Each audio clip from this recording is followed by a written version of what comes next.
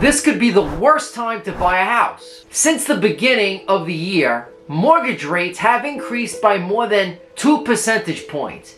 And as of today, they are currently around 6.5% interest rate. Although less than 6% recorded in June, recent rate volatility has been sufficient to stifle demand. The housing market is losing a lot of its momentum due to rising rates. Redfin reports that 63,000 home purchase agreements were canceled in July, which is 16% of the homes that were put under contract during that month. This has buyers on edge. Literally terrible. This is the highest rate of contracts that have been canceled in more than 2 years, and it occurs as buyers use the slowing demand to regain some of their negotiating leverage. Home buyers are increasingly backing out of deals to buy homes. Homeowners are also still hoping to get what they would have received for their house 3 or 6 months ago, but of course that's not going to happen. As a buyer, part of the reason you're seeing contracts canceled and homes sitting on the market for longer is that buyers are looking at these rates and saying, I don't want to, or I can't afford to pay these prices,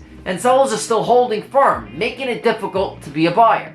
Even realtors who have purchased nearly 1 in 5 homes sold in the US at the height of the housing boom last year. They're becoming more cautious as a result of rising borrowing costs. According to Redfin, investors purchased 19.4% of the homes that were sold in the second quarter, a slight decrease from 20.1%.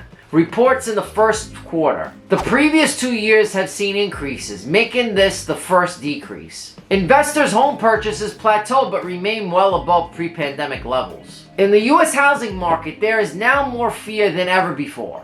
With expensive West Coast markets recording the steepest declines, prices are dropping from peak levels. Sellers must lower expectations as bidding wars become less frequent. In the new home market, however, builders who increased production early this year are now dealing with excess inventory. Almost half of the builders reported price cuts in September, up from 8% in July, and the biggest decline since 2010. So the question is this really the worst time to buy a house? Well, from a financial standpoint, time in the market beats timing the market, which is true for housing.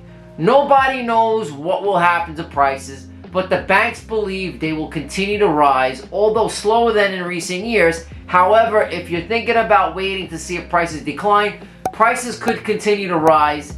There's a lot of uncertainty. Even if prices fall, it may take many years to acquire a truly terrific offer. Back in 2008, it took about 5 years for the market to reach its lowest point. Additionally, price declines don't just happen. They have a trigger, and that trigger usually makes it more difficult for a beginning to acquire.